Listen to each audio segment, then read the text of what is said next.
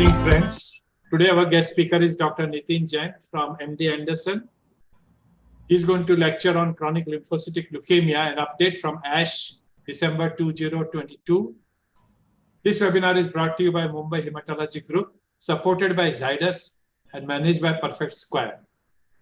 I thank Mr. Ashish Kumar, Mr. Sumit Madan and the team Zydus, Mr. Yash, Mr. Kalpesh and the team Perfect Square, the Executive Committee of Mumbai Hematology Group, our guest speaker, Dr. Nitin Jain from MD Anderson, and all of you discussants who knows, all of you are eminent hematologists or medical oncologists from India, and all the participants for sparing your Saturday evening, morning or afternoon, depending upon which part of the world you are. We have today participants from almost 25 to 27 countries. Do remember to visit the website of Mumbai Hematology Group, www.mhgindia.com. There's no password. It gives you a glance at all our future academic activities.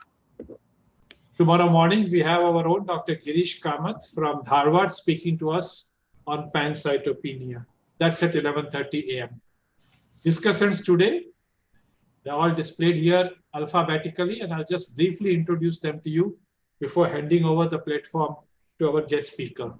So with Dr. Aditya Jandyal from Chandigarh, Dr. Akash Khandelwal from Delhi, Dr. Alok Shetty from Mumbai, Dr. Anil Sharma from Lucknow, Dr. Ankur Jain from Delhi, Dr. Arun V.A. from Mumbai, Lieutenant Colonel Ashok Meshram from Mumbai, Dr. Chirasri Sanyal from Kolkata, Dr. Fahima Hassan from SGPGI, Lucknow, Dr. Gopinathan from same institute, Lucknow, Dr. Karthik Senthil from Salem, Dr. Kavya Kirthana from AIMS Delhi, Dr. Mohammad Rizwan Sheikh from Rajiv Gandhi, Delhi, Dr. Nihar Desai from SGPGI, Lucknow, Dr. Pradeep Reddy from PGI, Chandigarh, Dr. Priyatesh Dwivedi from PGI, Chandigarh, Dr. Sanjukta Rao from St. John's, Bengaluru, Dr. Sarthak Vadera from PGI, Chandigarh, Dr. Sukriti Gupta from Action Cancer Hospital, Delhi, Dr. Tribikram Panda from Gurgaon, and Dr. Yatendra Parashar from Ram Manohar Lohia Institute of Medical Sciences, Lucknow. Dr. Nitin Jain has been our regular guest, either in person in Mumbai and other parts of India at multiple occasions. During the pandemic, he gave a number of lectures through the web, and today we have him again, and I'm grateful to him for sparing his time and energies to keep blessing us and educating us. Briefly, he is an associate professor, Department of Leukemia at the University of Texas MD Anderson Cancer Center. He earned his medical degree from AIMS Delhi way back 20 years ago, 2002. He completed internal medicine residency at the Medical College of Wisconsin. He then completed clinical fellowship in leukemia at MD Anderson, followed by leukemia research fellowship at Memorial.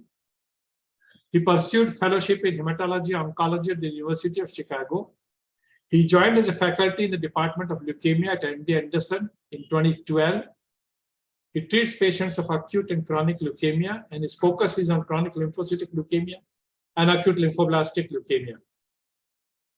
His research interests also include same two diseases, CLL, ALL, with respect to development of new drugs.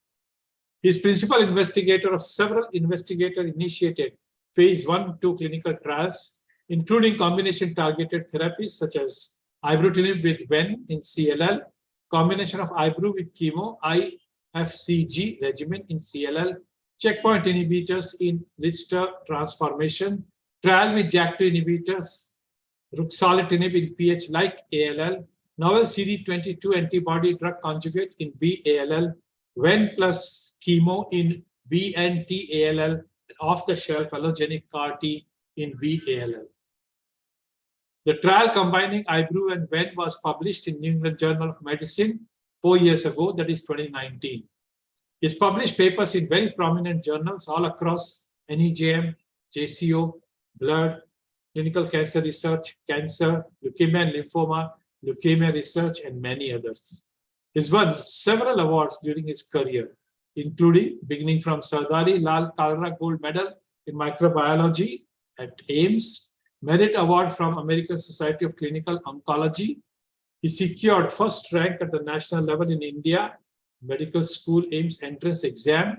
He received High Impact Clinical Research Support Award from MD Anderson, both in year 2014 and 2016. He has served as a faculty on ASH CRTI workshop for the year 2017 and 2018.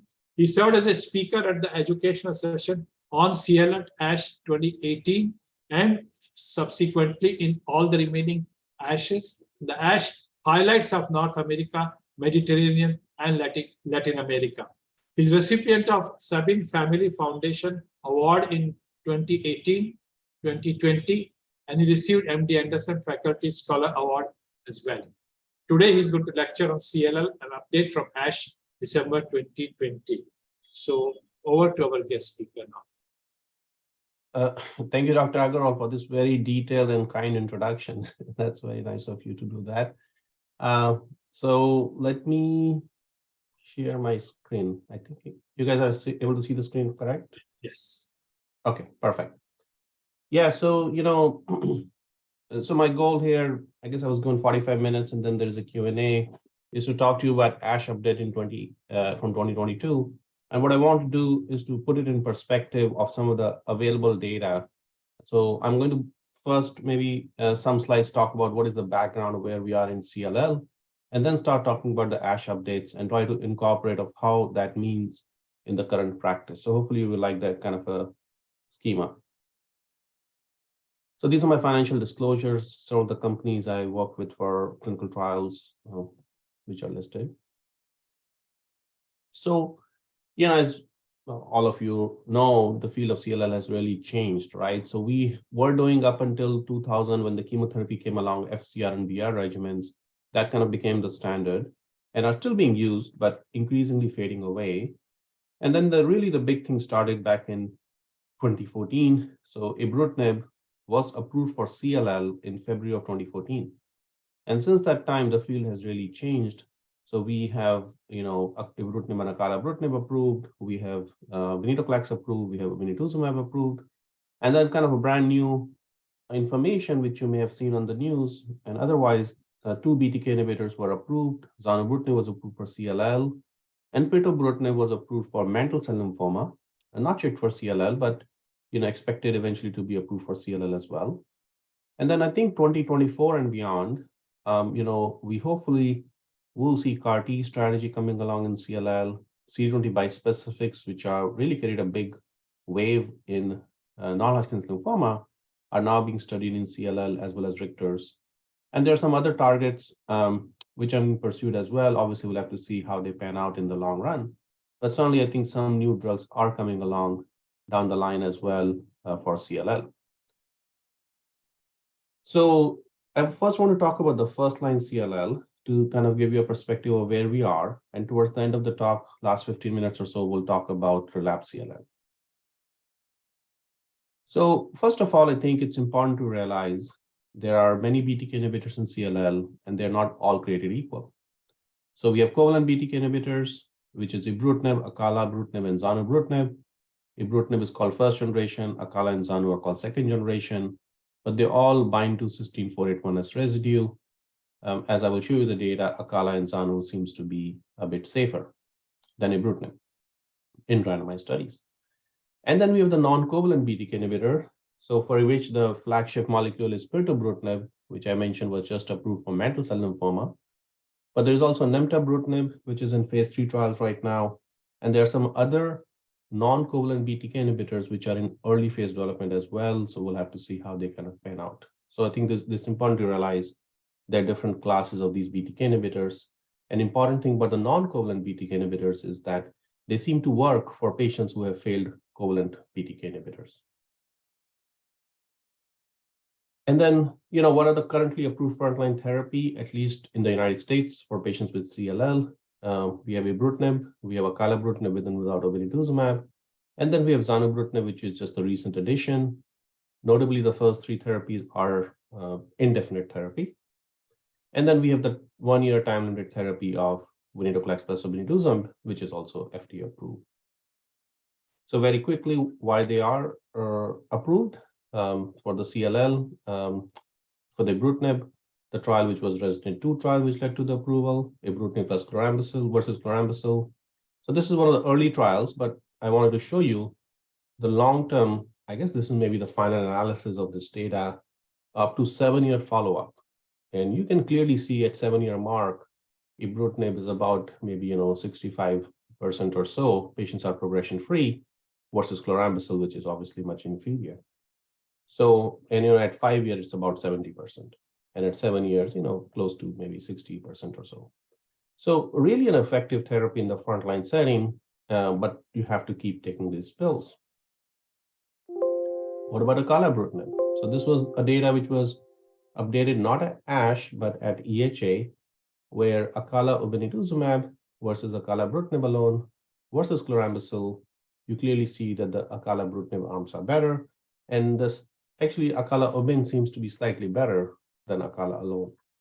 So certainly based on this data, FDA approved acalabrutinib with and without obinutuzumab for patients with CLL. So again, a very effective and certainly a really good option for patients with CLL. And then zanubrutinib is not far behind. I just mentioned just a few weeks ago, it was approved in the United States. And the approval was based on this trial, which randomized frontline patients to zanu versus BR. And again, not a surprise, as has been true with many of the trials we have seen in this field, that if you use a targeted therapy compared to chemotherapy, generally there's a PFS advantage seen. Some trials have shown OS advantage, but most trials have shown only PFS advantage. So you can see zanubrutinib versus BR. So all the three trials, which led to the approval of all these 3 BTK inhibitors for patients with CLL.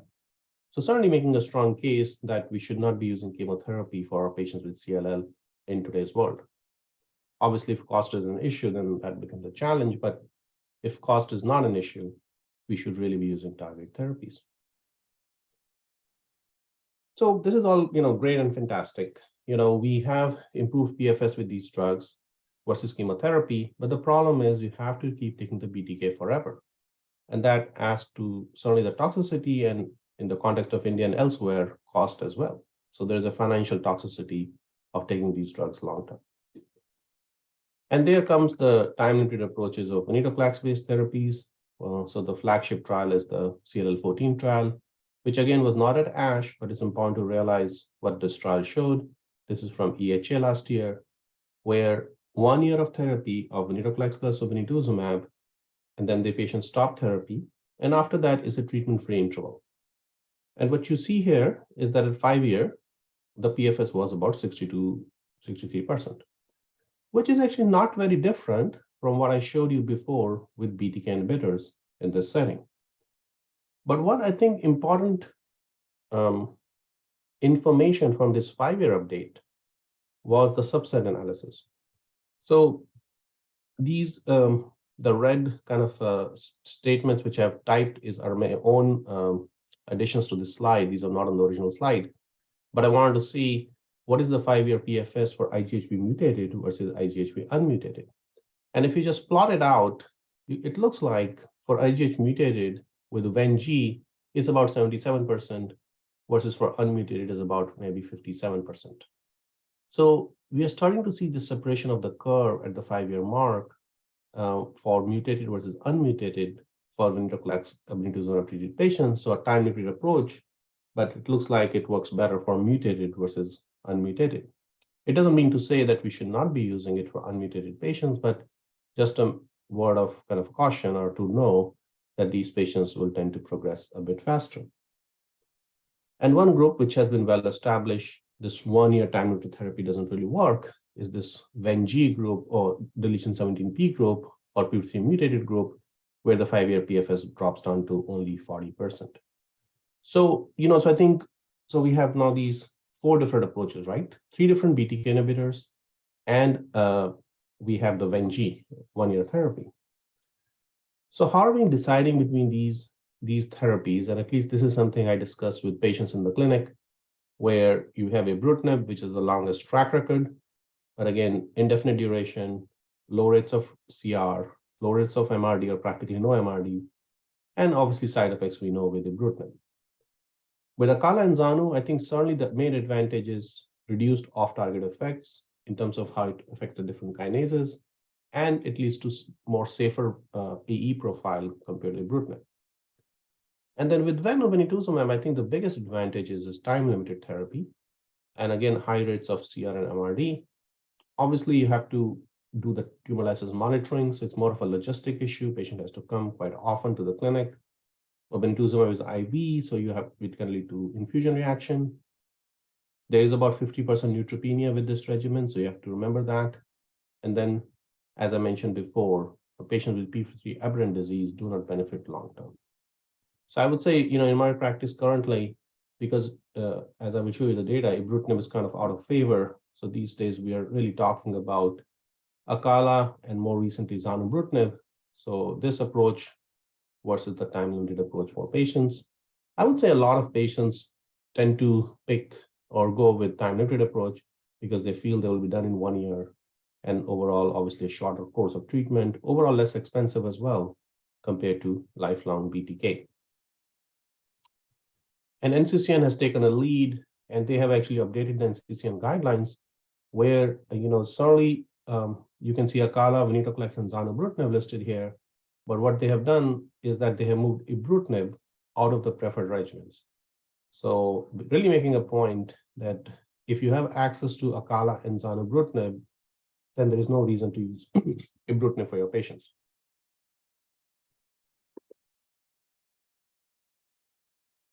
So with that background in mind, I want to show you what was some new data at ASH.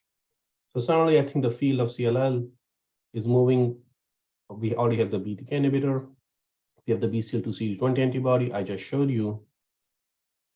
But what's happening a lot in the clinical trial space is these doublets of BTK BCL2, and also, the triplets. Why not combine all your best drugs together?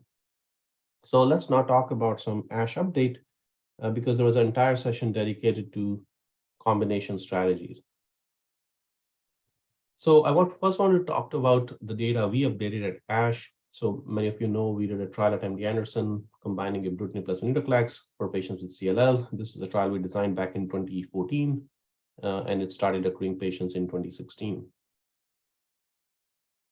So we had previously reported data on 80 patients in this trial, and now we are updating a final data set of 120 patients with a median follow-up of 4.5 years. So coming this summer, we should have a 5-year update of this data set.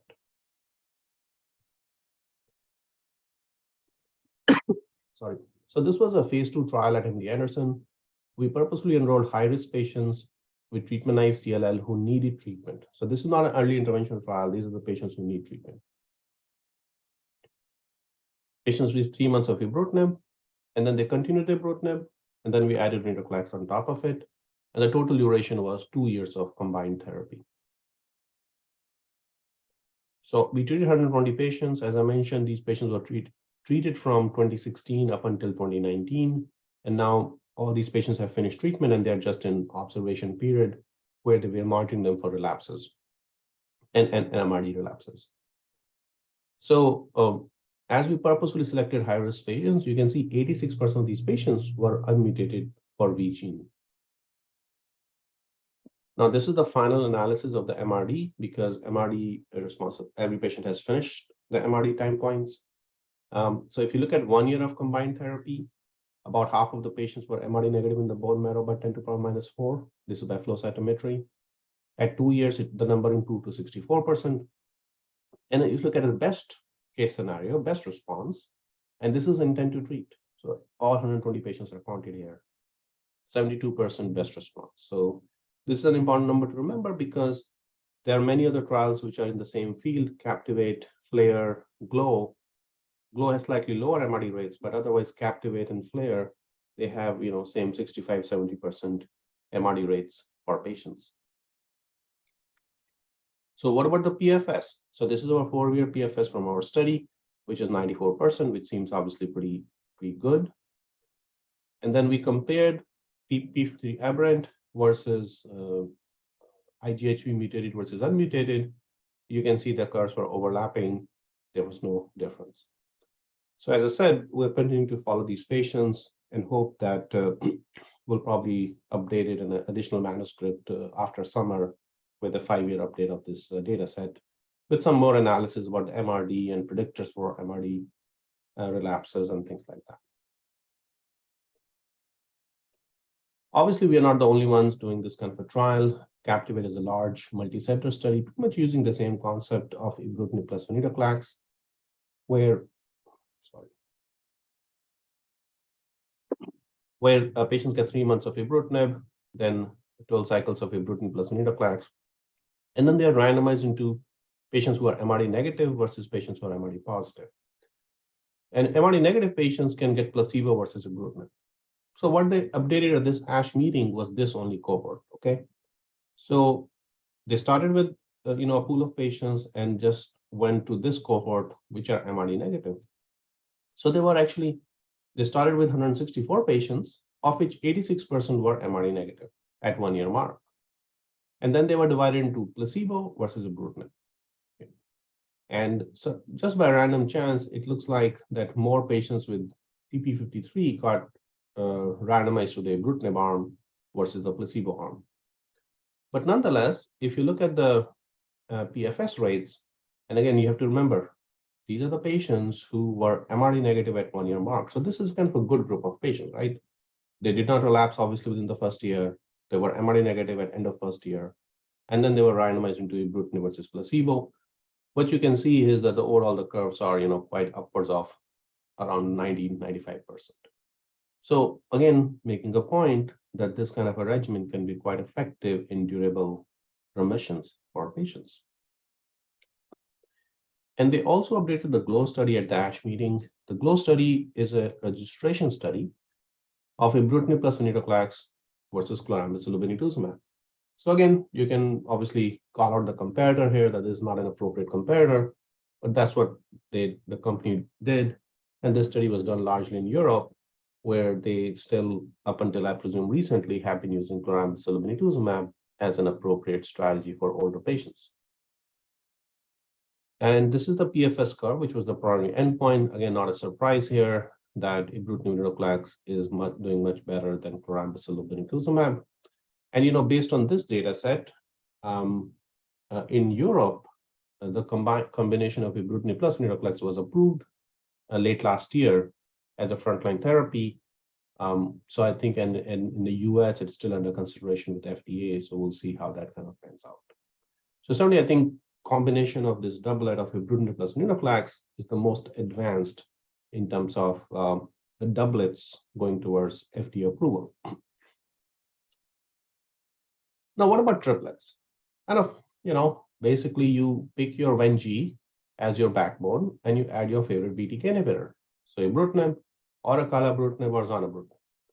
I'm just going to show you one data set from ASH, but it suffices to say these are very, very effective regimens, leads to high rates of MRD negative remissions for these patients. And it's really difficult to figure out if one is better than the other or if they are better than a doublet. We don't know that. And only the randomized studies can help answer that question.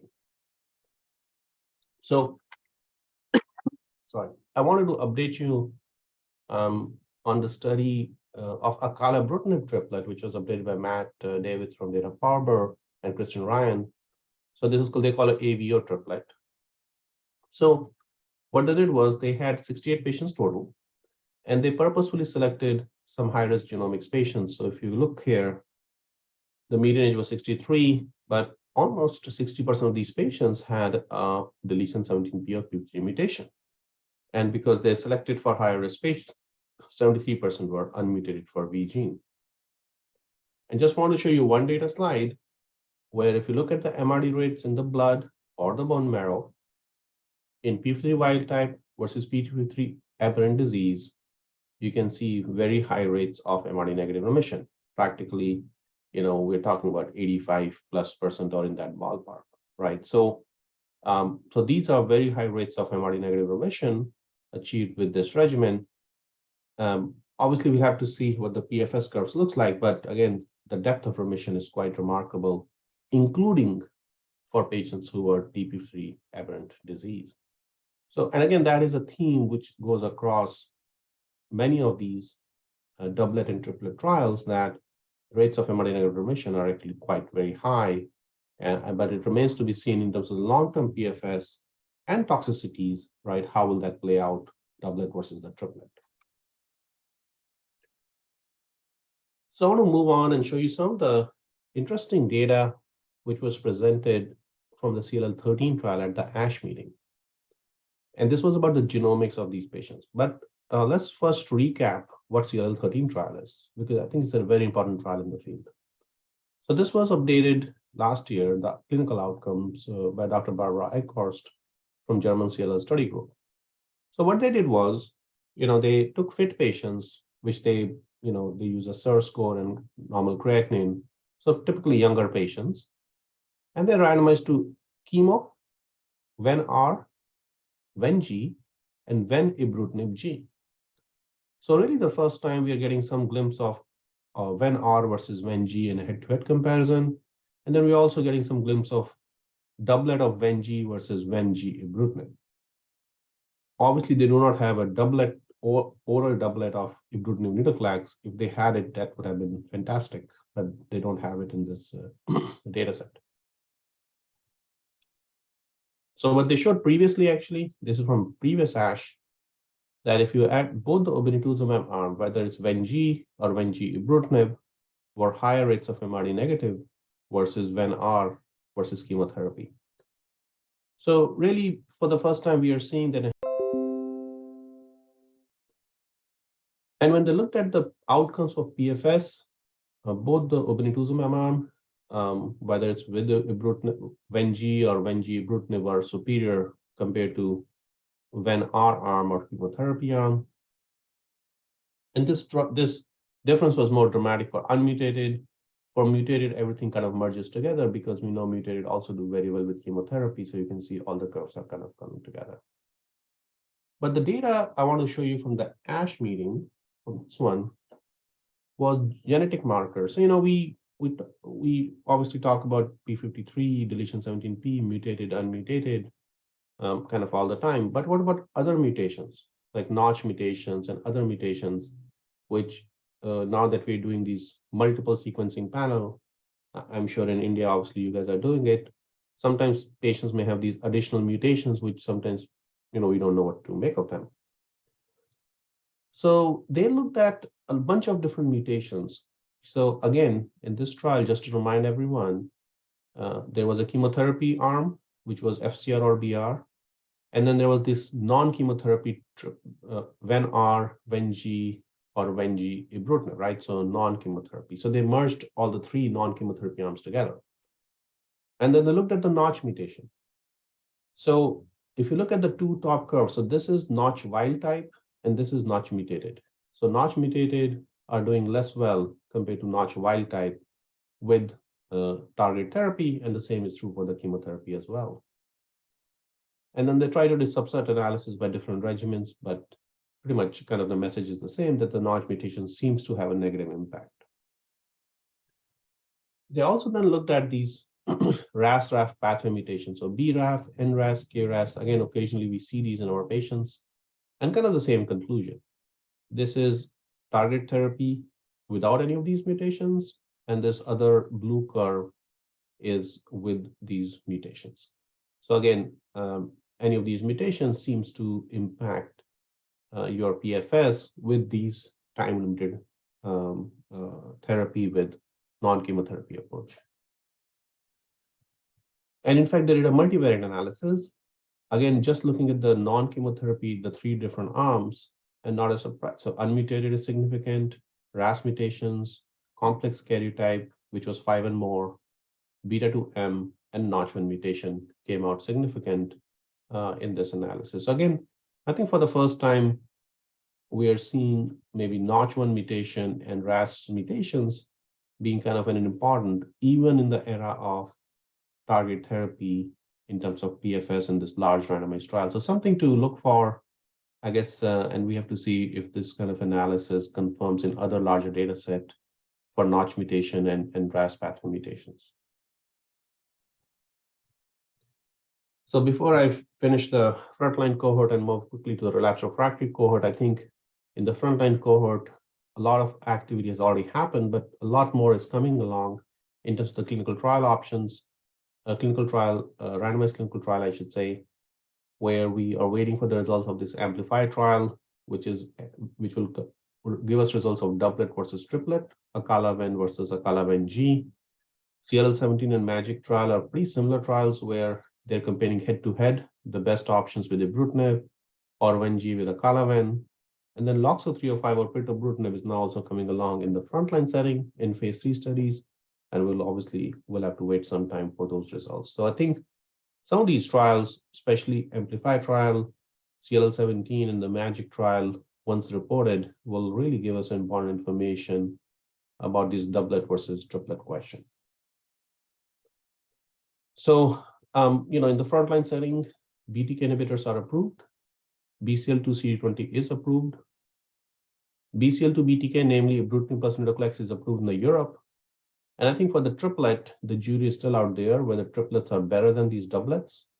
And that is only, I think, the randomized study can clarify the role. And most studies are using 1 year of these time-limited therapies, but I don't think we know truly if one is the right than the other. MD Anderson study, we use 2 years. Europe, UK, FLAIR study using MRD-based concept. So I think it's up in the air what the right duration is. Most studies just tend to default to 1 year therapy. So I want to now move to another maybe 15 minutes or so, talk about relapse refractory CLL. And some interesting data was presented at the ASH meeting for this relapse patients. And these were the newer agents. So I think before I talk about relapse CLL, I thought I will present this slide because this is something which is an evolving. What is a relapse CLL is really, it depends on what the patient has received before, right? And there could be a variety of different things a patient could have received before he presents to you, to your clinic for treatment for CLL. For example, a patient could have received a covalent BTK, namely ibrutinib, and then they relapsed after maybe 7 years. Then they got Ven-G or Ven-R, then they're treatment-free remission, and then they're relapsing, and then you can do non-covalent BTK like pirtobrutinib, you can repeat Ven-G, you can do CAR-T or others. So important thing here is look at the time span. I mean, we are talking about really long time for these patients, which is great, but because these therapies work many, many years for a majority of the patients. Or you can have an approach where you are on ibrutinib, it fails after 7 years, then you switch them to pirtobrutinib. And then that continues for some years. And when that fails, then you switch to venetoclax. So we are reserving a venetoclax to a later use. Or maybe you want to start with BCL2 CD20, which many of the patients in the US are starting to do these days. Then you have a treatment-free interval, disease relapses, and then you can go to maybe Acala or Zanu, or maybe you can go to pirtobrutinib. Again, that remains a matter of debate and question. We don't know right now the right strategy. And then when the patient relapses, you can maybe go back to BCL2 or CAR-T and others. And just as a later time, as panel D, you are using Ven-G as a frontline. When the patient relapses, you reuse Ven-G. And then they relapse again, then maybe move to a BTK inhibitor. Obviously, you can create many other permutations in this field, but I think it's important to realize that I think the time span here is many, many years. I'm talking about more than 10 years in this kind of a schema. So that also makes it difficult to do sequencing studies and prospective clinical trials because it's just too long a time for meaningful results to become when the field would have moved on. So the only way to do that will be some retrospective analysis of patients who have been treated. But the good thing is that we have now strategies to sequence. And we have strategies available that we can sequence these patients in different fashion. But all these things, I don't think one can say one is better than the other. I think all these are reasonable approaches for patients. With that in mind, let's talk about maybe 3 or 4 ASH abstracts and before we kind of close. So the major one was this Alpine study, which was a late breaker and presented by Dr. Jennifer Brown and then published simultaneously in New England Journal. So this was the Alpine study, which many of you may know is a relapsed refractory CLL got Zanu versus ibrutinib. And the study primary endpoint, to be honest with you, was not the most appealing, which was overall response rate. But more important was the PFS, which was a key secondary endpoint. And they had this statistical analysis where if the overall response rate is superior, then they will look at the PFS as well. And this is the main data slide, which why it was a late breaker and why it made to New England Journal, is that for the first time we are seeing is that on a head-to-head comparison of two BTK inhibitor, zanubrutinib was superior to ibrutinib in terms of progression-free survival at 2-year time point. That's the date. So it's a bit early, but at least at 2 years, it was statistically significant. Zanubrutinib versus ibrutinib.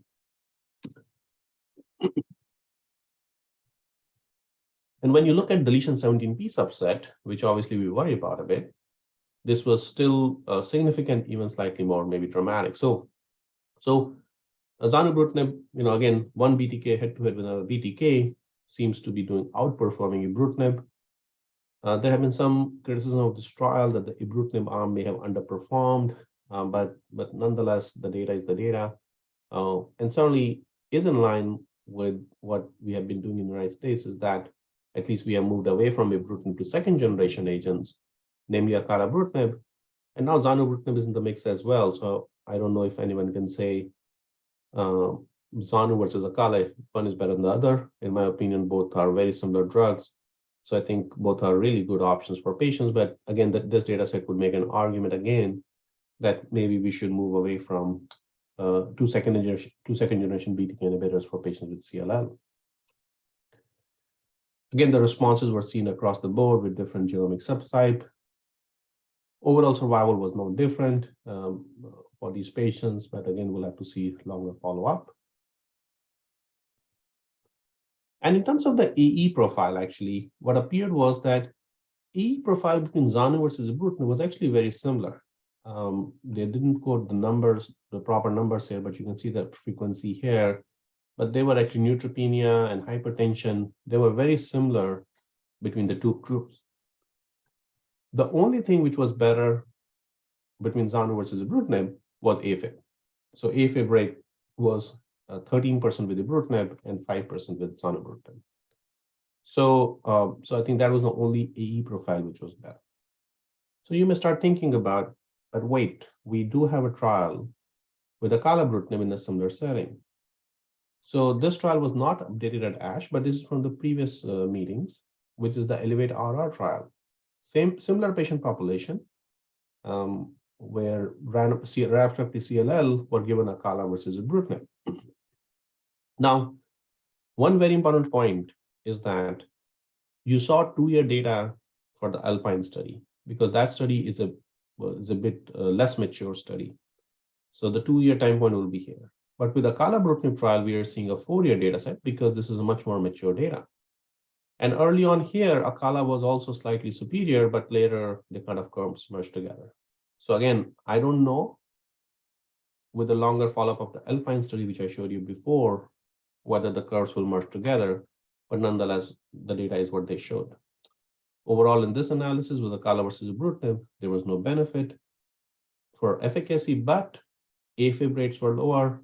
Also, bleeding rates were lower and hypertension was lower for acalabrutinib versus ibrutinib. So I think there have been a lot of discussion and chat about, zanubrutinib being superior to ibrutinib. Does that mean zanubrutinib is preferred over acalabrutinib? And I don't think we can say that based on the data which we have. Now, one of the major studies which have been updated now for the last several ASH meetings is the Bruin study, which is investigating pirtobrutinib, really remarkable drug, highly selective non-covalent BTK inhibitor. It inhibits only BTK practically. And they have done a large study, which is 773 patients, which includes CLL, mantle cell, and other histologies. So 317 CLL patients in which they provided analysis of 247 patients who had a prior BTK inhibitor. So 247 patients, everyone had a prior BTK inhibitor, mostly ibrutinib, and about 40% had prior venetoclax as well. And as you can see, two-thirds of the, or maybe three-fourths of the patients had a prior BTK inhibitor discontinued for progression, rest were for toxicity. So majority were progression. So they failed ibrutinib, then they had, many of them had ven as well, and then they're coming to the trial. And in fact, you can see the median number of prior therapies was 3. So these are, somewhat heavily treated group of patients.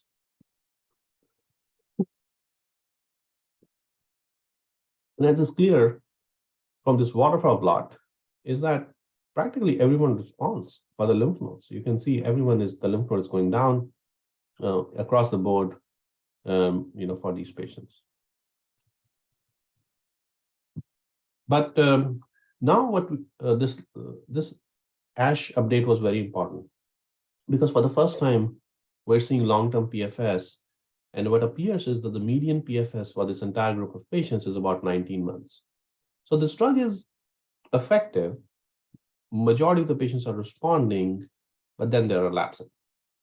So I myself had several patients on this trial, and all of whom have now come off trial after about 18 months to 2 years of therapy, basically mirroring what obviously this curve is showing, where everyone seems to be kind of progressing at the end. So I think it's a good drug to obviously control the disease, but in this multiple relapse refractory state, eventually patients are progressing.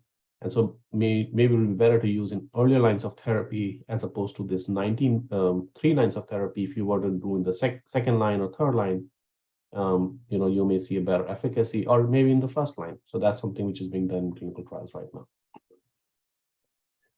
And the really important thing about this drug is the safety.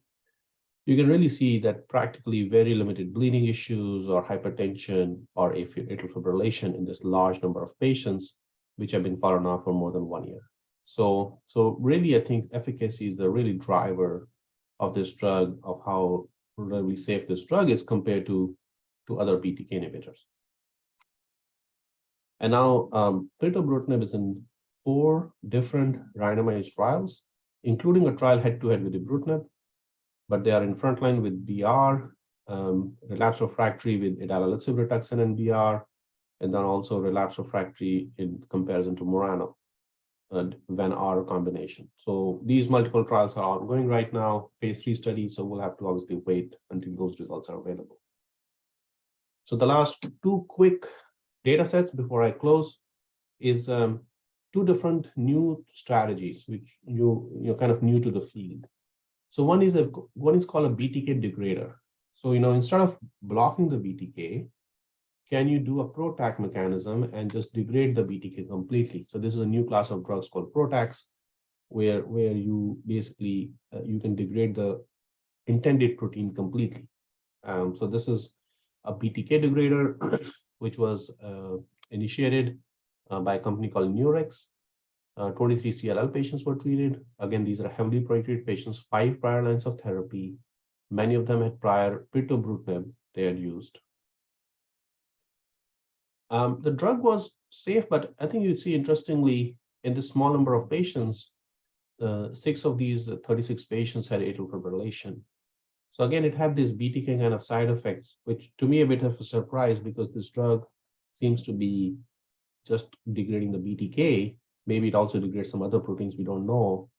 But I was surprised to see this high rate of atrial fibrillation with this drug. But again, small number of patients, we'll have to see how that pans out. Obviously, as is true with BTKs, most of the responses are partial remissions, somewhat early follow-up, so we'll have to see how that pans out. But again, it's a drug which is showing some exciting efficacy, so I think we'll have to kind of follow up with a longer data set and more number of patients for this drug. And the last trial I wanted to show you is MS553, which is an oral PKC beta inhibitor. So you will say, okay, what is a PKC beta? So just kind of remember, B cell signaling pathway. We have BTK, for which we have BTK inhibitors. Then we have PLC gamma 2, but the next protein after PLC gamma 2 is actually PKC beta. So again, BTK, PLC gamma 2, and PKC beta. So This product, this molecule is the first oral PKC beta inhibitor. So if you were to block this, doesn't really matter what mutations are upstream or resistance mechanism is upstream, doesn't matter because you're blocking a downstream pathway. So that's how this PKC beta inhibitor is in terms of mechanism of action. So we are involved with the study. I've treated several patients. So 43 patients have been dosed. Just look at the cohort A, which is the monotherapy cohort, 4 prior lines of therapy.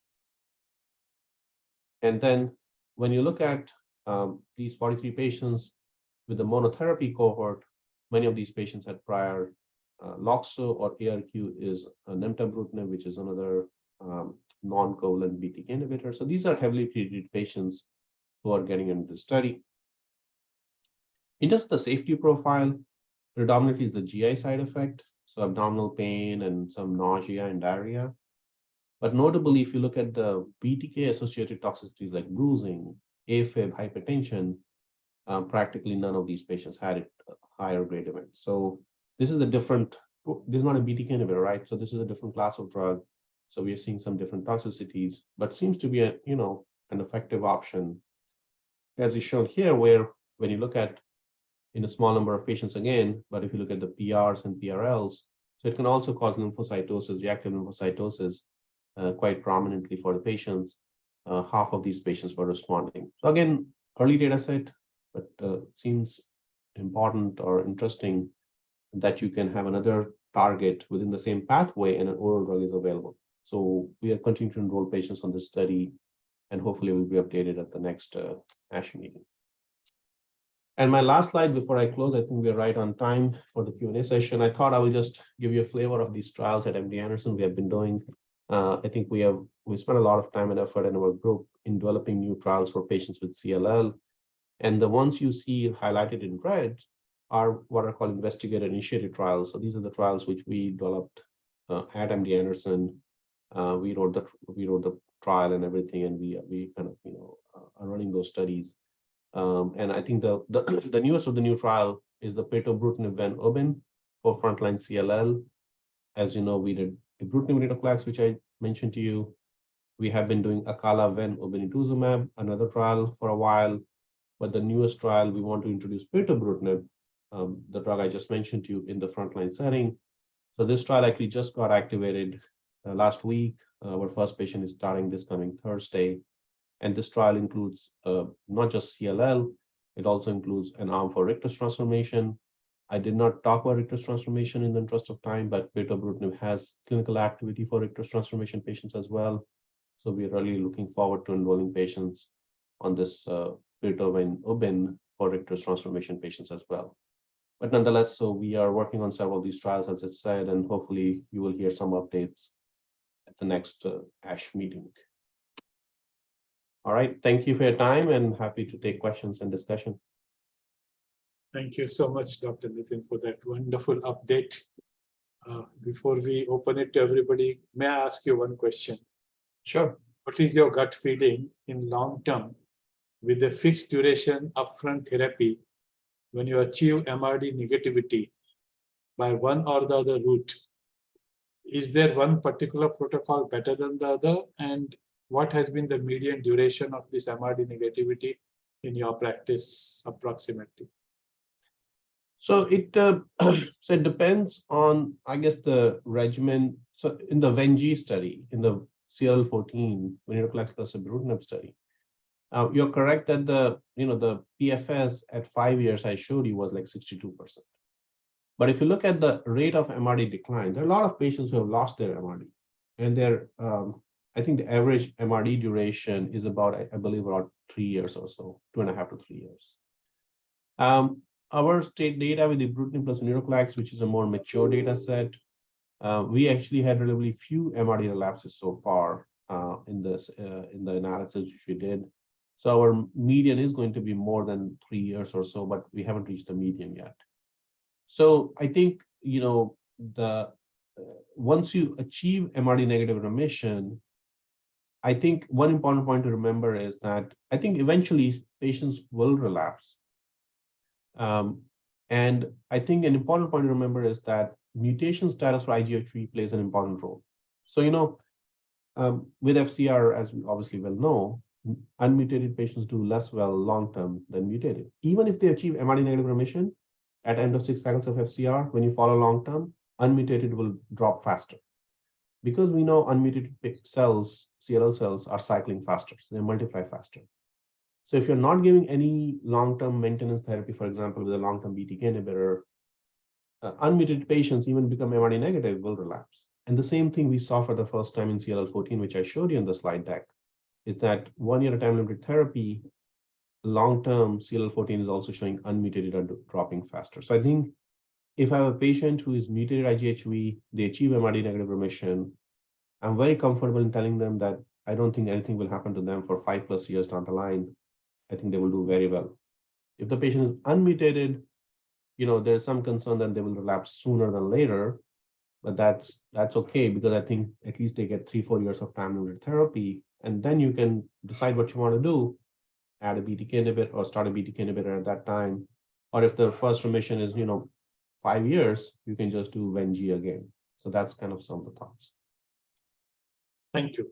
Dr. Fahima. Yeah. Hope I'm audible, sir. Very Yes. similar to what MB sir was asking. So I have a 33-year-old male, newly diagnosed CLL, TP53 unmutated. We don't do IGHV status as of now. We have sent for sequencing as of now, right now. So obviously we gave the option of ibrutinib and Acala. In India, thanks to the generics, the price is almost the same, within 20,000 for a month dose of ibrutinib and acalabrutinib.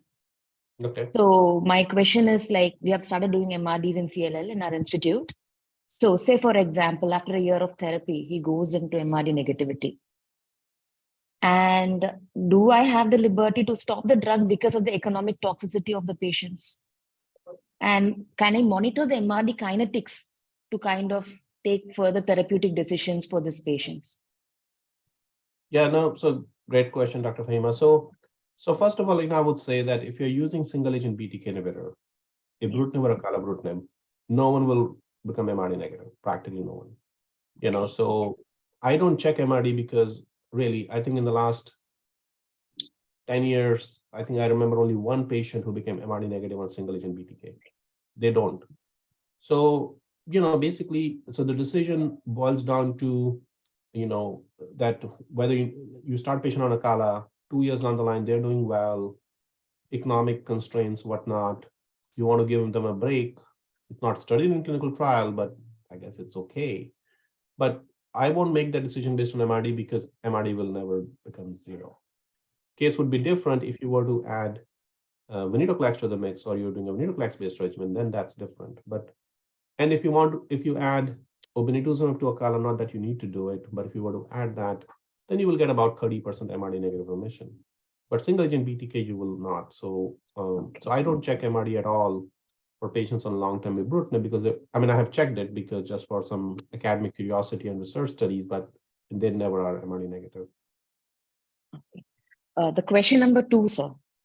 Like, when do you prefer anti-CD20 over single therapy BTKI?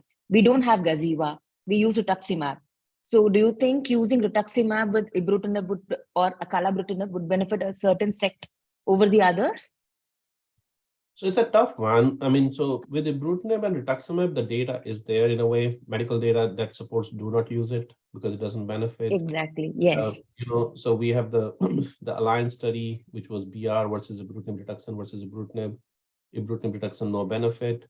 And we had a study from MD Anderson where Jan Berger did in relapsed CLL, ibrutinib rituximab versus ibrutinib, there was no benefit. So I will not add ibrutinib. I will not add rituximab to ibrutinib. Yeah.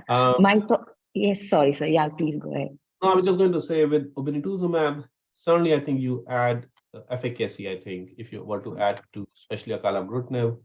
If it's not available, then you're kind of stuck, I personally, if I'm using BTK inhibitor, I use them as single agent. I use Acala quite a bit these days. Now Xanu is approved, I'm going to start using Xanu, but I just use them single agent because, adding obinutuzumab, its cost, infusion reaction, neutropenia. Yeah. Why to do that? If I want to do that, then why don't just do VenG, and be done with 1 year? So I I don't use it, but if you have access to a bin and you say, oh, I want to use patient on Acala Obin, sure, go ahead. There is data to support that. Absolutely. We had a patient with a TLC of 2 lakhs CLL, started with the ibrutinib. As we expected, the TLC started rising so much, it came with hyperleukocytosis with a TLC of 5 lakhs. So that was the basis for my question of using rituximab before ibrutinib, especially in patients with a good tumor burden. Yeah, so we don't do anything. I mean, I have patients where white count is 300,000. We started with ibrutinib, or we started with ibrutinib, some years ago.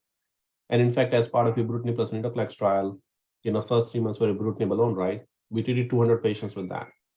And then what happens is obviously they develop reactive lymphocytosis, right? So some patients were 300,000, they went to 550, 600.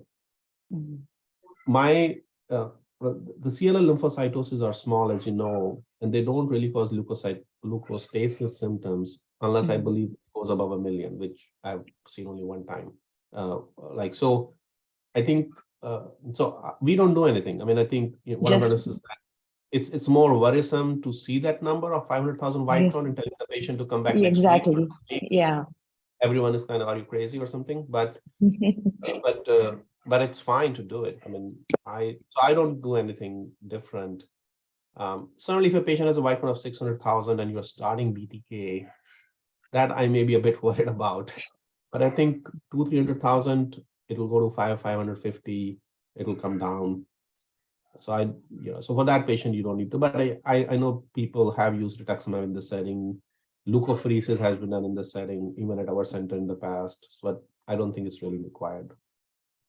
And if a patient is on ibrutinib, we have this alpine data that zanubrutinib is better.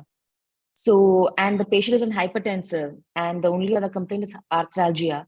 Do you consider shifting from ibrutinib in a patient who has good disease control to a second BTKI? Yeah, so what I do is that if I'm of the view that if the patient is having side effects to ibrutinib, one easy thing is to just hold it, stop it, and many patients will do well actually for a few years with stopping it. Now, there are some patients who are very dependent on BTK, and you stop a BTK inhibitor, and within 1 month or 2 months, or even earlier than that, they may start flaring up or their disease may start coming back up. And that is less likely to be the case if a patient has been on stable ibrutinib for 2, 3, 4 years. That's less likely to happen. So patient is having side effects. I drop the dose 420, 280, 140. In fact, I have some patient on 70 as well, but that's less common. 140 is quite common in my clinic. And if they're having issues with that, then I just stop it and give them a drug holiday. And if they were to relapse, then I say, okay, then I can do either Ven-based therapy if they haven't received Ven, or at that time I will prescribe you ibrutinib or zanubrutinib. Now, if a patient has started the treatment, they're 3 months into ibrutinib, they still have quite a bit of disease. Obviously, you don't want to just stop it, and they're having side effects to ibrutinib. Very well, in that case, I would just swap out to. Generally, I've been using Acala up until now, but now Zanu is approved. We may just start using some Zanu as well, just to get some experience. Most of my experience in the US has been with Acala ibrutinib. Just it has been approved for much longer time, and we have much more clinical trial data. Thank you for such lucid answers, sir. Thank you. Thanks, Atan. Thank you. Thank you. Before we move to Dr. Alok Shetty, there's a question from the audience. Is there any antagonism between rituximab and ibrutinib? Yeah, so there was early data from Ohio State and others back in 2013, 2014 that they may be antagonistic in terms of ibrutinib and inhibiting the NK cell function and the role of NK cell function they need for the efficacy of rituximab. But the studies, maybe in the lab, they were antagonistic. In the clinical level, they were not synergistic, they were neutral, right? So basically, maybe that's why they were neutral, not benefiting patients, as we just discussed, the Alliance study. So yeah, so I think, maybe because of that, and more really because of the clinical trial data, as I said before, we are not using rituximab in combination with ibrutinib, or in combination. Really, I mean, in the US, because of the access to Obin, that has really become the preferred choice for patients, even in the relapse setting, right? If a patient has had FCR before, that comes to your clinic, you will say, okay, then we should be doing Ven-R based on Morano. But why not just do Ven-G? Just replace R with G, and which is somewhat easier for us to do in here. Insurance just covers it. So that has become really the preferred Ubin as opposed to Rituxan for patients. Thank you. Dr. Alok, your question. Yes, sir. Hi, good evening. Just wanted to ask, like, how do you see immunotherapy like coming into this picture in the treatment of CLL? So that was one question. And the other one was, like, in 2023, are there any patients you would offer bendamustine rituximab? Any patients at all? So immunotherapy, I presume you're meaning CAR T cell therapy or maybe stem cell therapy, but I didn't talk about CAR T cell therapy for a single reason, that there was no abstract at ASH updated for CAR T specifically for CLL at this ASH. But as you know, there have been data with CAR T with the BMS compound Lysocell. Small number of patients have been treated, so that is moving slowly towards FDA approval. We'll see how that kind of pans out. I'm personally very excited about some of the allogeneic CAR T approaches. At the end of the day, CLL patients, we know that their T cells are exhausted. They have high PD-1 expression, and they have other high T cell dysfunction. And if you're going to do an autologous CAR, which is the standard these days, deriving T cells, these dysfunctional T cells for a patient with CLL who had CLL for 10 years, make CARs out of them, infuse them, that may not be the very effective strategy because these T cells are dysfunctional. Your raw material is dysfunctional to say. So wouldn't it be better to do an allogeneic CAR in the setting derived from a healthy donor T cells? And so far, allo CARs field has kind of lagged behind. We were involved in one of the first allo CARs in the US with UCART19 for ALL, but now there are some new constructs which are coming along, which seems to be very exciting preclinically. So I think you may hear something at next ASH about some of the data which hopefully will be generated with these allogeneic CARs. I personally feel I'm also, one of the new roles I have at MD Anderson is the director of a CAR T program for leukemia since last year. So I'm heavily involved in the CAR T work, which was not the focus of this talk, so I didn't talk about it. But I really believe that CAR Ts are the way to go. Eventually, I think for ALL, BLL, I think eventually we'll be doing some induction therapy and consolidating the CAR T. Why can't we do that as they're now doing in DLBCL in some of the trials? And the same thing, for CLL. If you have an effective safe CAR strategy, which is very low rate of CRS, less than 10% CRS or ICANS, why can't you consolidate early on and be done with it rather than lifelong therapies with BTK inhibitors? So I really truly believe that I think in the next few years, that's what we'll be doing. And we just need to design trials with safe agents for CAR T in this kind of a setting. Sorry, I also meant regarding like drugs like nivolumab and pembrolizumab. So, we have done quite a bit of work with nivolumab and with nivo plus ibrutinib. I think for CLL, I would not recommend that. It doesn't really work for CLL. We treated 10 patients with nivolumab plus ibrutinib, all achieved partial remission, none achieved MRD negative remission. So that not something I would recommend. However, for Richter's, it does work for Richter's in about 40% of the patients. We published a paper last year in AGH, I believe, or in Blood Advances, I think. So I think it works for Richter. So if you're stuck with Richter patient, you're looking for options, I think it's a reasonable thing to try. But for CLL, I would not try nivolumab or pembrolizumab. And sorry, my second question, I think very primitive. 2023, anyone you would offer bendamustine? Oh, yeah. No, I guess our group, we were never offering BR. We are the FCR group anyways from the very get-go. But no, we are not doing chemotherapy at all. Now, I will say, not for CLLs for sure. I mean, Richter's, yes, but not for CLL, in any case. Okay, thank you. Thank you so much. Thank you. So again, I have a question for you. Alok has opened the chapter of immunotherapy. Coming to that, our common patient, Spurs Natani, you remember him? Yes. Okay. So I would like to have your opinion again today. Okay. Still just 38. He's lived with CLL for now 7th year. Every time we feel that probably he's not going to last anymore, he responds. Now for a year, he has been on Obinu plus Acala. Okay. Doing reasonably well, but has started running low-grade fever, has some amount of cytopenia. Marrow has plenty of lymphoid cells, and there are lymph nodes here and there. There's a partial response, is symptomatic, etc. We have discussed about allotransplant. We have discussed about CAR-T in past. Whenever we added when he developed severe cytopenia, we could hardly give him more than 50 or 100 mg per day. What is your suggestion for him now? So he's on Acala, Obinu, about 7-8 months now, and he's losing response now. So it's a tough one. I mean, I think, certainly I would say if there's any way to get access to now pirtobrutinib. Pirtobrutinib is FDA approved in the US. It will be, soon available commercially in the commercial space.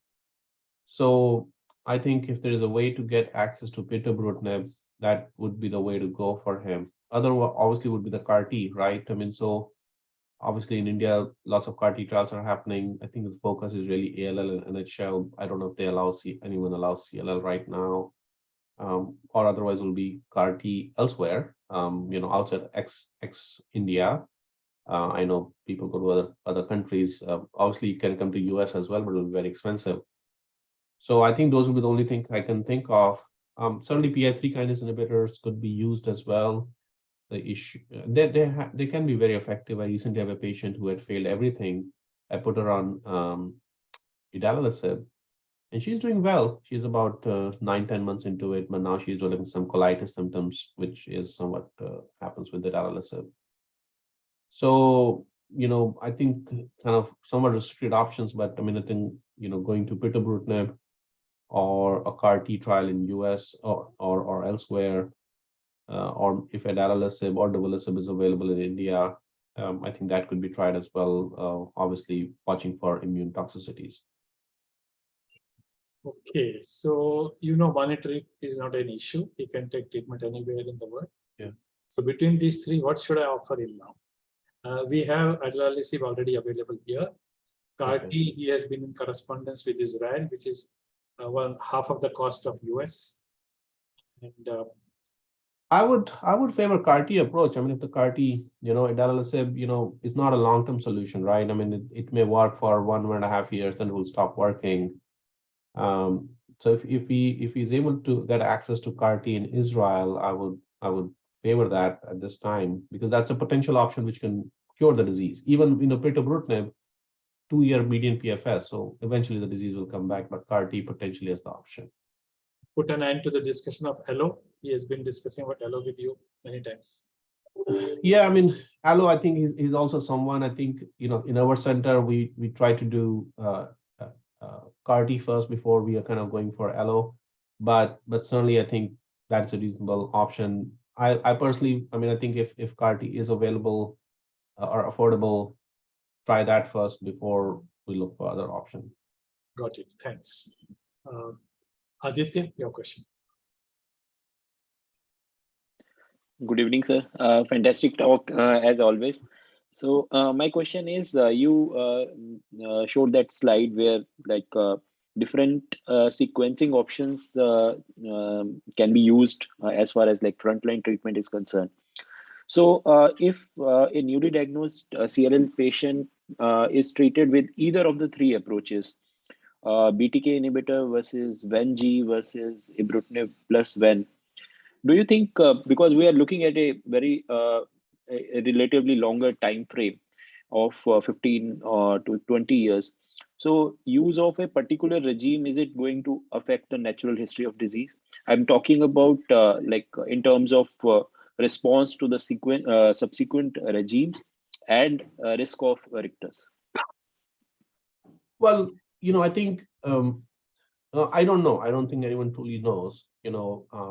My thought process is that if you can get a better depth of remission upfront with a regimen which can induce MRD negative remission, then you likely have to think about venetoclax-based regimen, either as Ven-G or Ven-Cala or Ven-Zanu or Ven-Ibrutinib, or maybe a triplet down the line.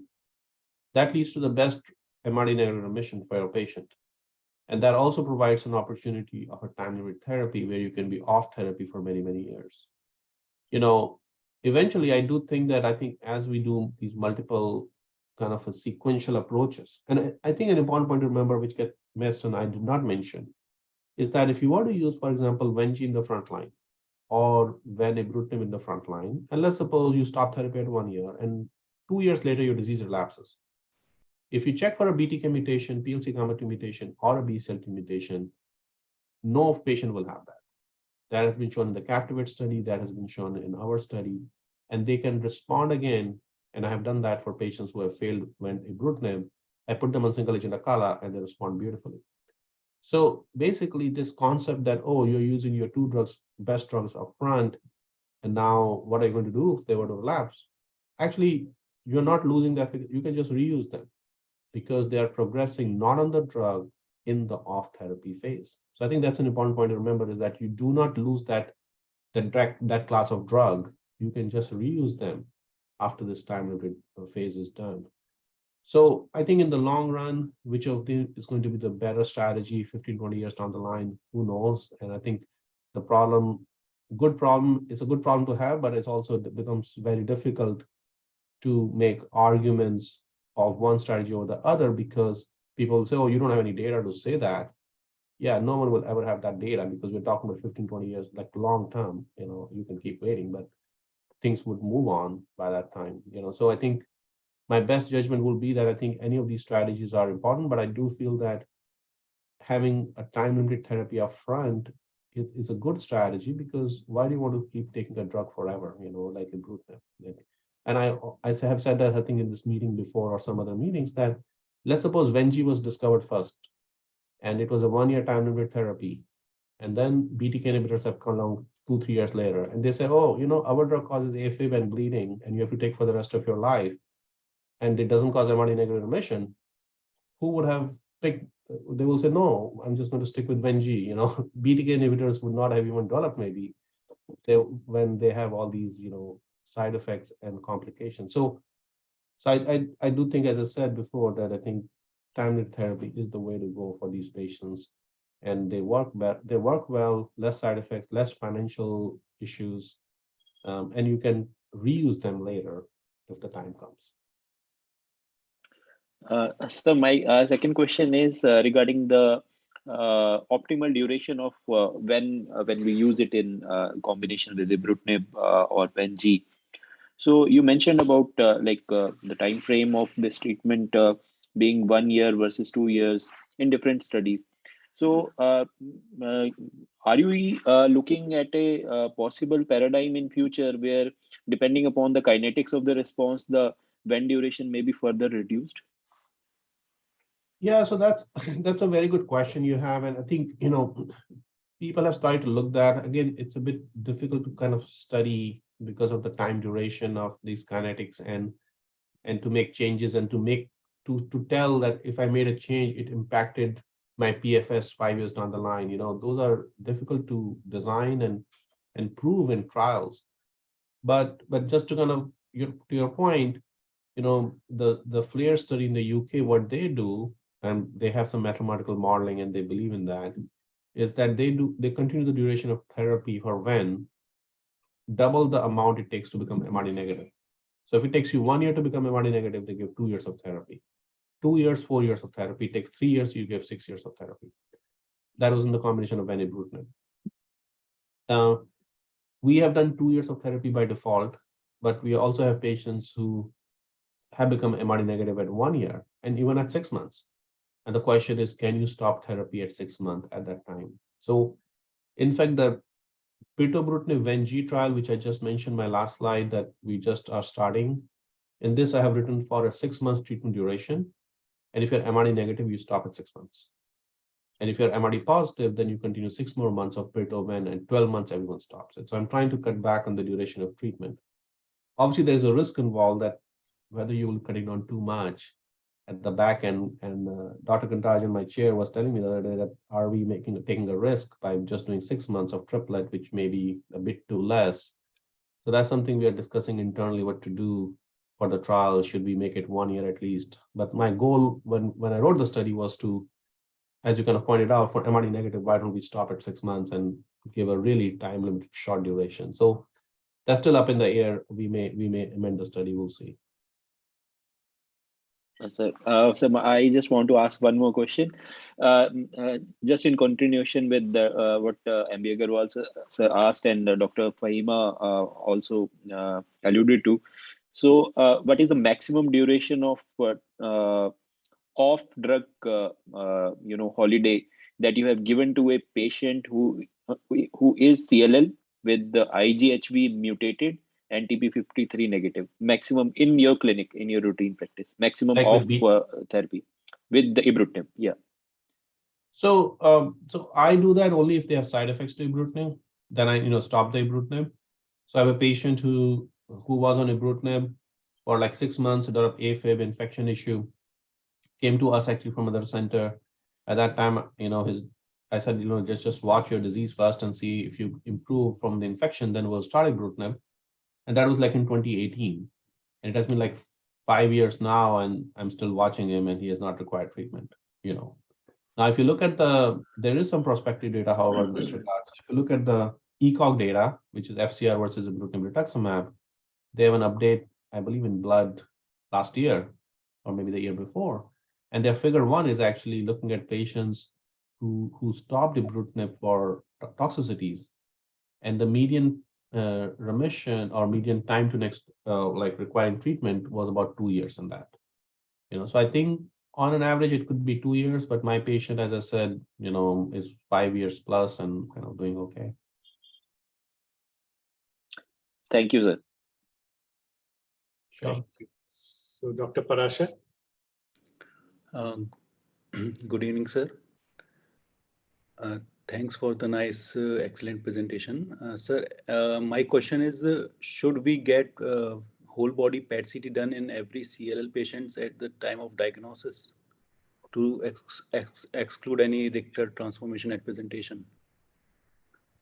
No, not really. I mean, I think, I do PET-CT if you're suspected Richter transformation, right? So the suspicion will be based on rising, rapidly progressive disease, especially if there's one site which is increasing, rising LDH. In that case, I will do a PET scan again because I'm suspecting maybe Richter transformation. For a routine CLL patient who's coming to your practice, the chance of them having de novo Richter transformation without any symptoms with a normal LDH is actually quite low. So in fact, I don't even do CT scans for patients with early stage CLL who come to the clinic.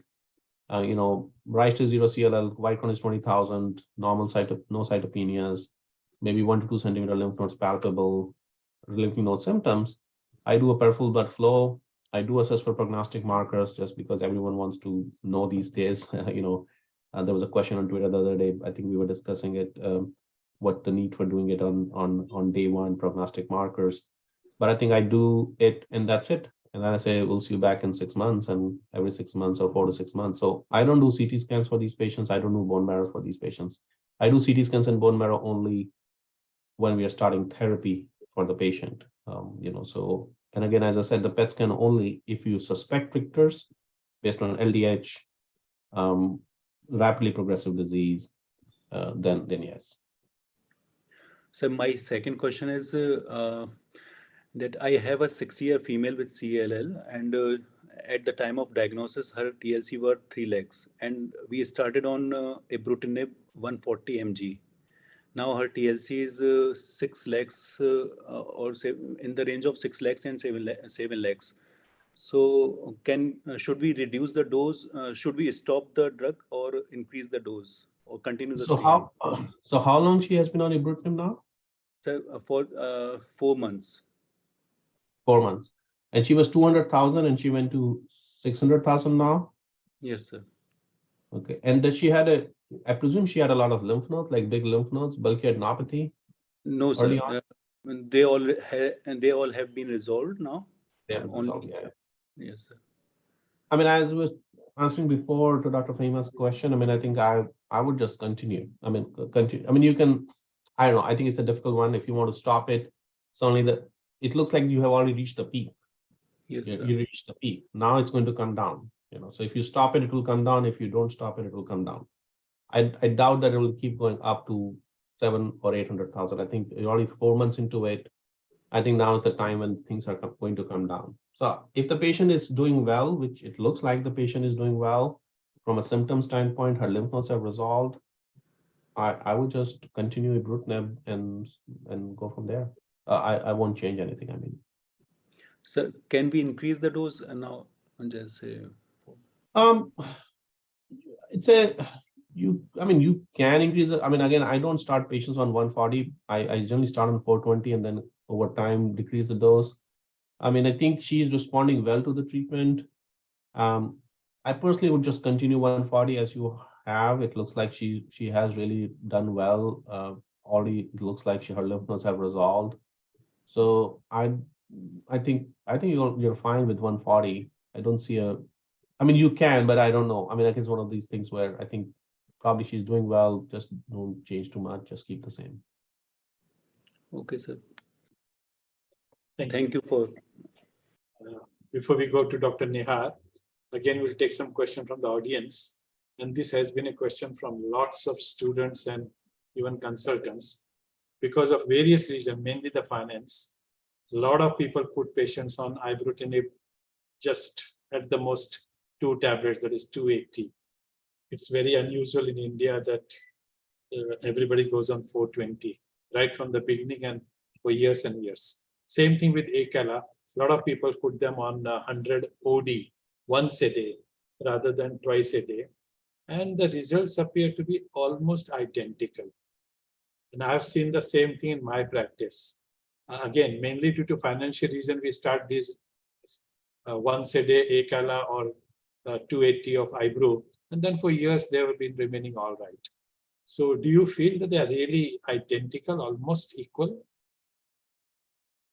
So I think for ibrutinib, I think the argument is a bit maybe clearer. So, as you know, lower dose ibrutinibs have been investigated in the past.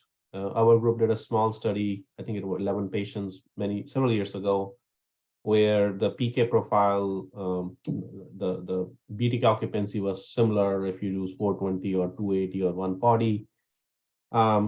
So, and there has been some literature looking at early on in the phase 1 study that 420 may be too much. And, I think that the dose was 2.5 mg per kg was thought to be an appropriate dose. So if you think of a 70 or 80 kilogram person, 2.5 mg per kg is 200, maybe in that 200 milligram or 240 milligram ballpark, which is, so maybe 280 may be sufficient, or, so I think there is this concept, and we know, as you kind of well pointed out, patients, we have decreased the dose of ibrutinib. I have lots of patients in my practice at 140.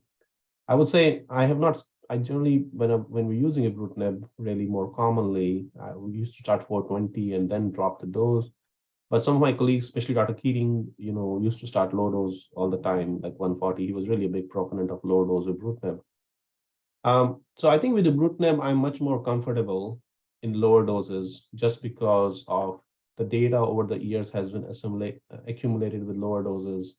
And I completely agree that lower dose is I think, appropriate. And it is something, I think it's something which could be studied in a prospective fashion in India, in all fairness. I mean, I think, you have access to the drug, just start, and, maybe some things have been done. I think PGI, Chandigarh was doing some studies, but it's a very nice study to do in India because it will not be done in US or UK or Europe because we have second generation.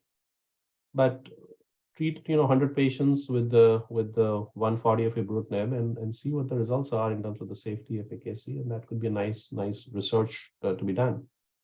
Now, coming back to the second generation, acalabrutinib, that is something I'm not 100% convinced that once a day is the right thing to do. I think, acalabrutinib has a PK profile that the drug veers off. It is a much more safer drug than ibrutinib because the concern with ibrutinib, I understand, is finances in India as well, but other concern with ibrutinib is the toxicity with ibrutinib. With acala is less of an issue. So there's not much data with once a day Akala because not many patients require dose reductions in journal. So I would be a bit concerned about using once a day Akala for patients at 100 milligram daily as opposed to 100 BID. So, I think for Akala, I would advocate if some other patient can afford it or whatnot to try to do twice a day as is intended. But for ibrutinib, I think lower doses, much more data to support lower doses may be okay. Just one thing, in Akala, the receptor occupancy with OD is almost 97 to 98%. Yeah, I mean, I think so. I believe that the data was with 200 milligram or 200 milligram once daily. I don't think it was 100 milligrams daily. Maybe it was because the original studies were done 200 milligrams once daily or 100 milligrams twice a day. And then they've realized that 100 twice, when you split the dose, 100 twice a day, it was better than 200 daily. There may be data with 100 daily, which maybe I'm not aware of, and you may be correct. But again, my recall was that that was with 200 milligrams daily, of the occupancy data. But again, it's a 100 milligrams daily likely is a data-free zone from clinical trial data perspective, right? Because we don't know. Again, it's something someone could study in India. I mean, it would be a pretty nice question to study in India because Akala is the way to go, second generation. So can you treat 50 patients with 100 OD and see the safety and efficacy? That would be could be a nice research project for someone to do. From the same token, can Ven be reduced in its dose? So we certainly reduce Ven for obviously myelosuppression, all the time. As you know, Ven dose has been 400 milligrams daily across the board, whether it's AML or ALL, or in trials in ALL, and in CLL. So somehow the Ven dose has been somehow fixed at 400 milligrams daily, across the board, across the disease subsets.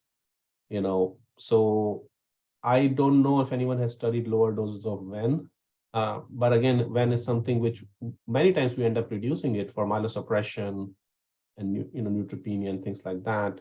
But I try to go up to 400. I very, very rarely I would stop at 200 or 100, and that will really be because I'm not able to escalate because of myelosuppression.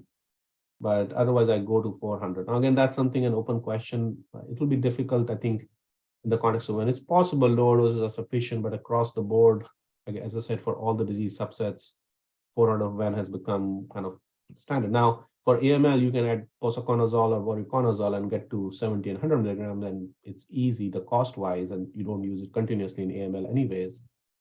For CLL, because they don't really need azole therapy, so you could potentially add a posaconazole and then do only 70 milligram of Ven to save the cost, and that potentially could be done, but at least, posaconazole is really not needed. So it's an extra drug you're using for drug-drug interaction, increasing the level of neutroplex. Thank you, Dr. Nihar.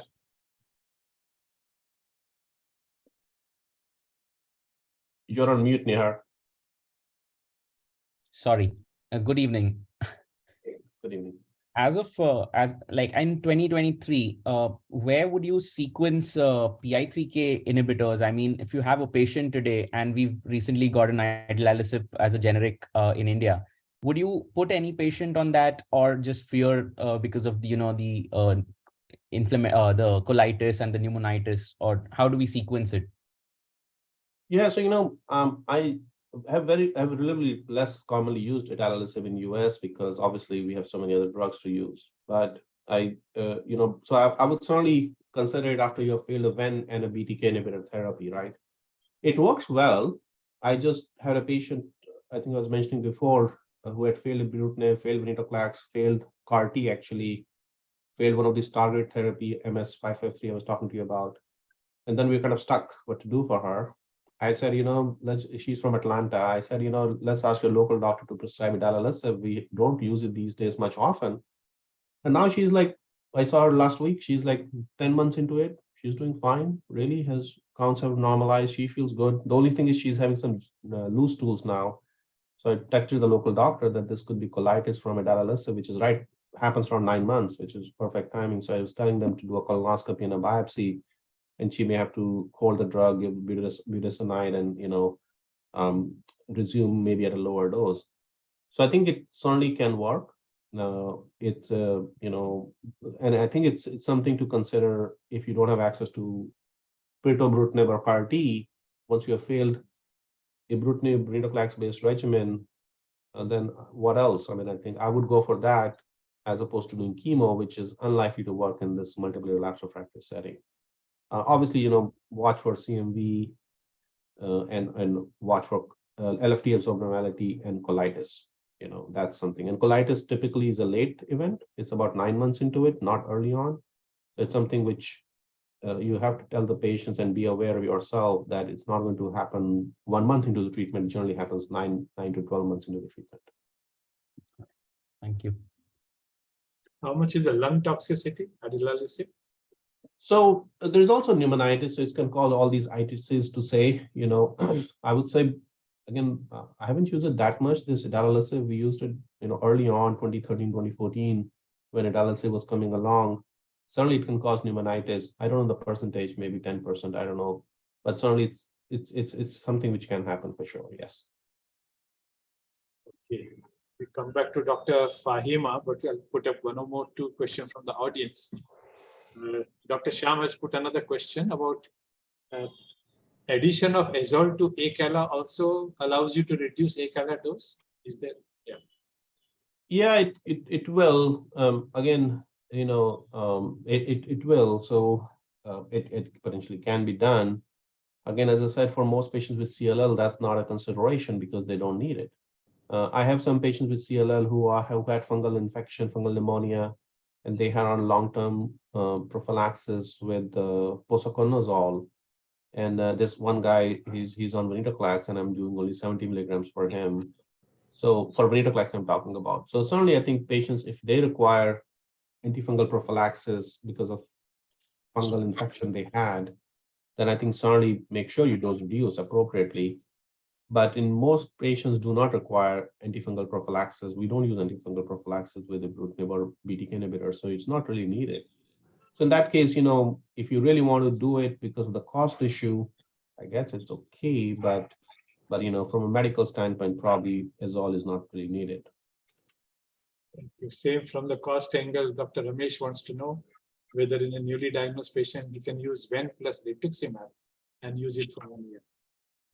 Yeah, again, so the CLL13 data I showed you, when rituximab, the MRD negative rates was around 55-60%, as opposed to 80+% with ven obin. But again, if obin is not available, what can you do? You have to do something.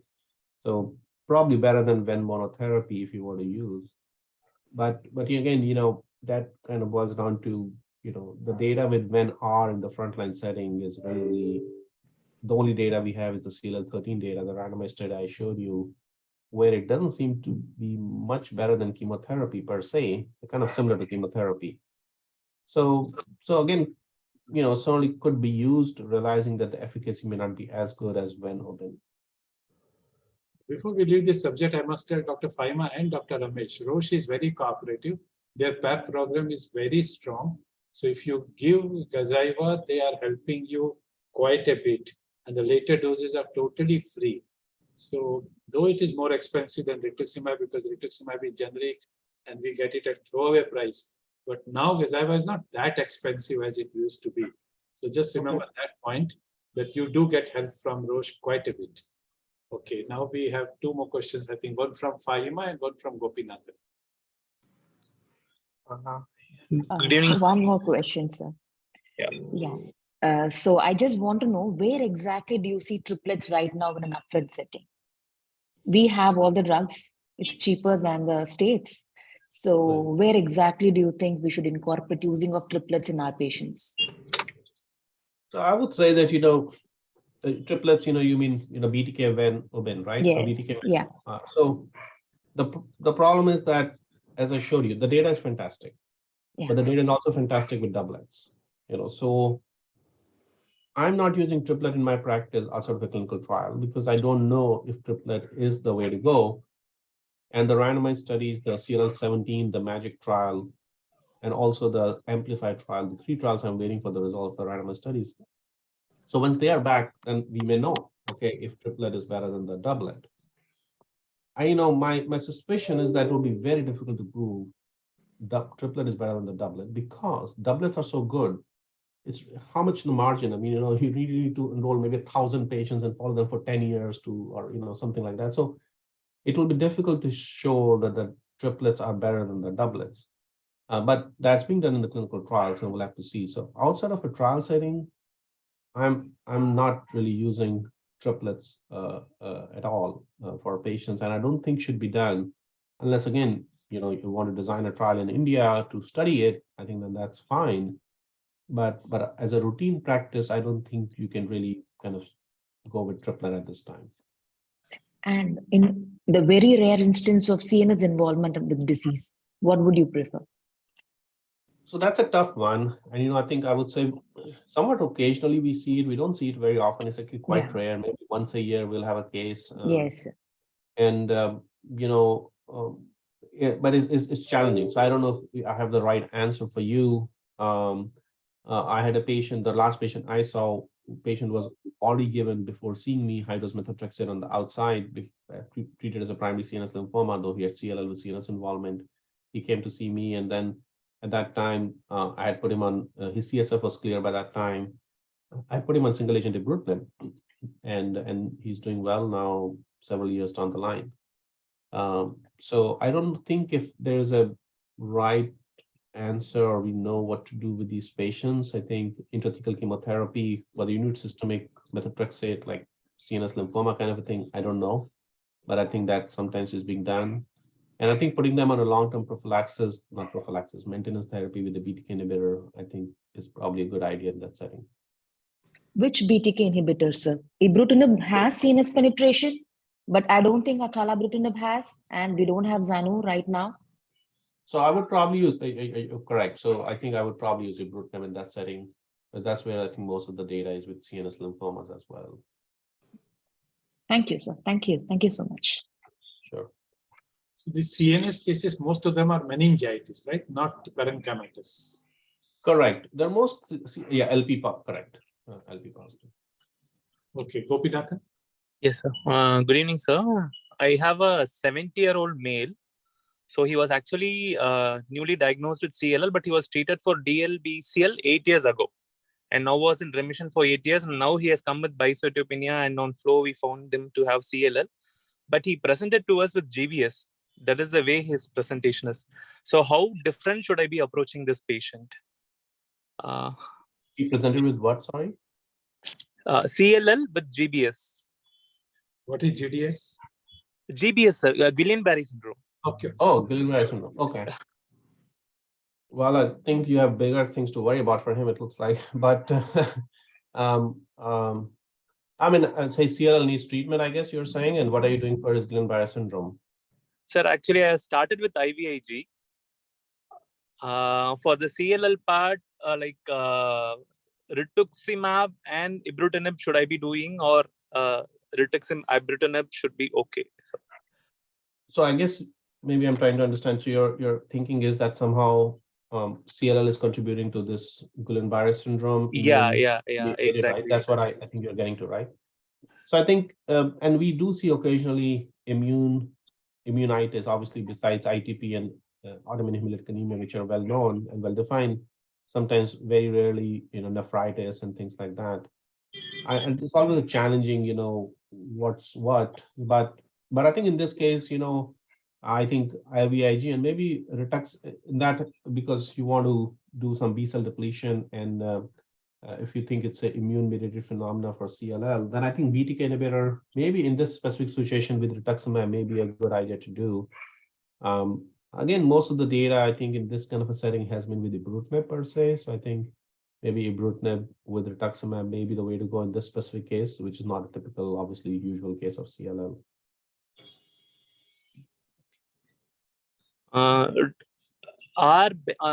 Should we combine rituximab with very gentle chemotherapies like bendamustine or chlorambucil in this patient specifically, sir? Because they are all quite well established for lymphodepletion and all that. So should we try chemotherapy over targeted therapy in these patients?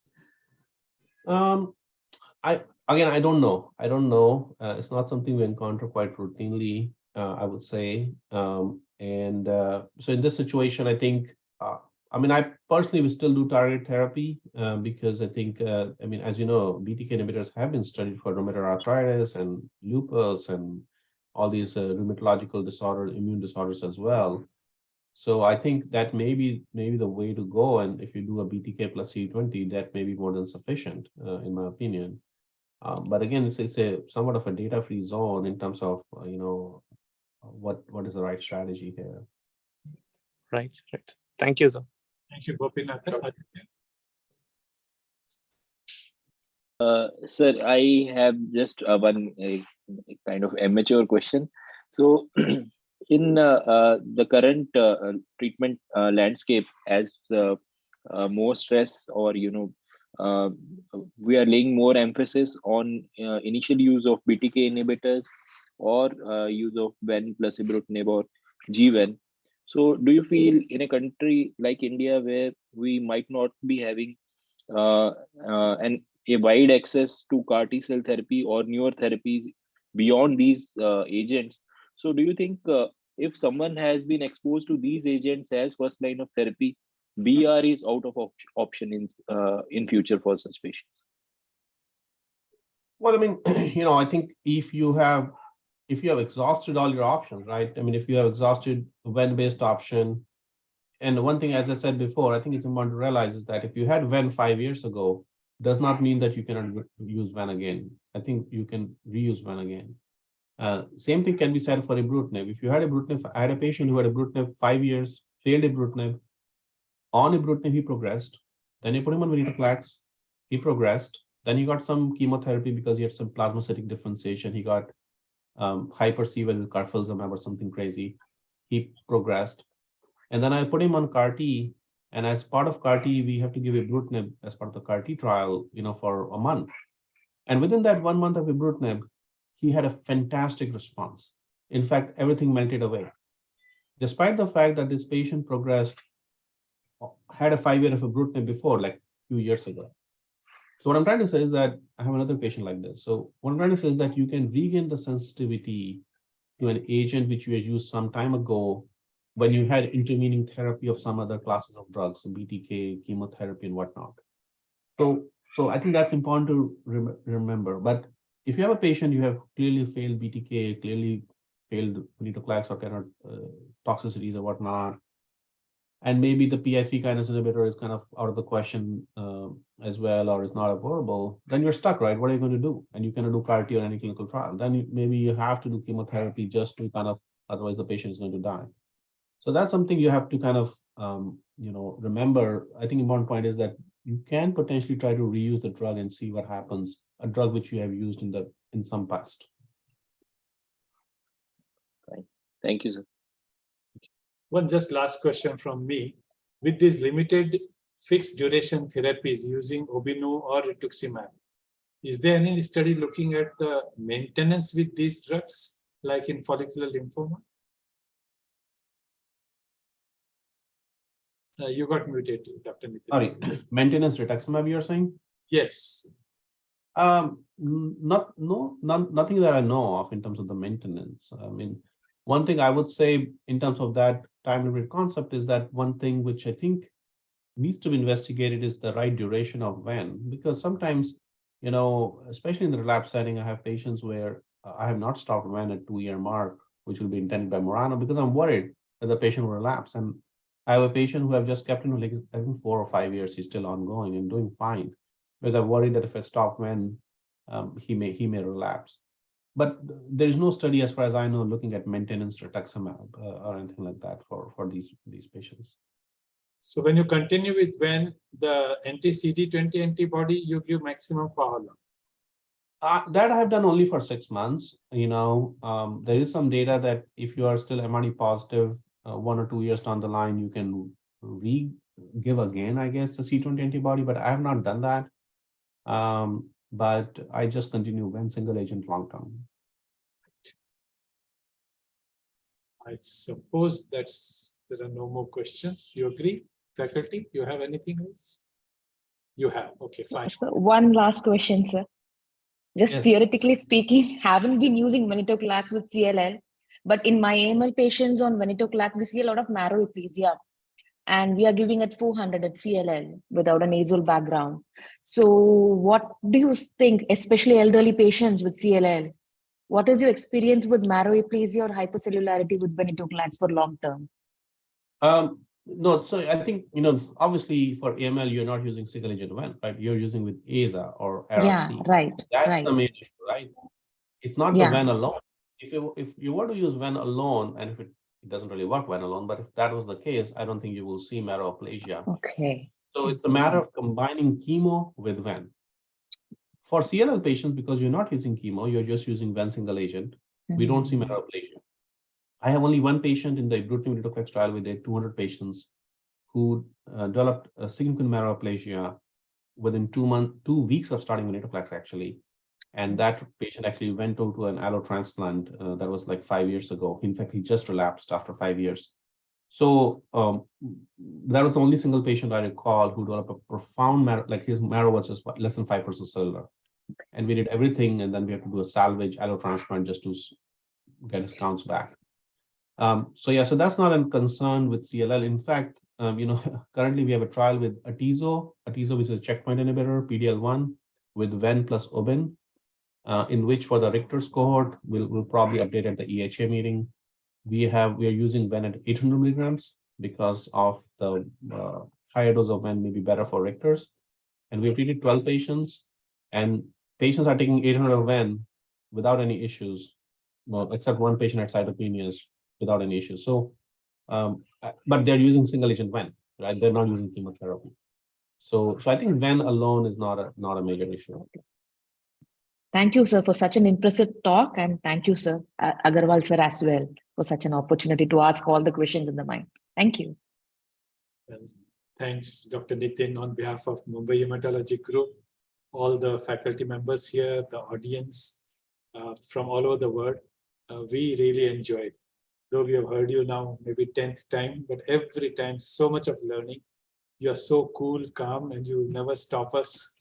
That's fantastic. No time restriction. We go on and trouble you, and you are always there for us. Thank you so much. No, thank you for this kind invite. I always love interacting this group, and I really like this last Q&A session you have. We almost, I think, went 1 hour Q&A, and that I think is the fantastic part of the sessions you organize. And I think learning from this session, some of the meetings we are trying to organize in US, and we're doing a CAR-T meeting next month, where we have a lot of time for Q&A and discussion and panel discussion, so that it's rather than just a didactic talk for the entire duration. So thank you for organizing this. Thank you. Bye-bye. Good day. All right. Good night, guys. Take care. Bye. Good night, sir. Bye-bye. Thank you.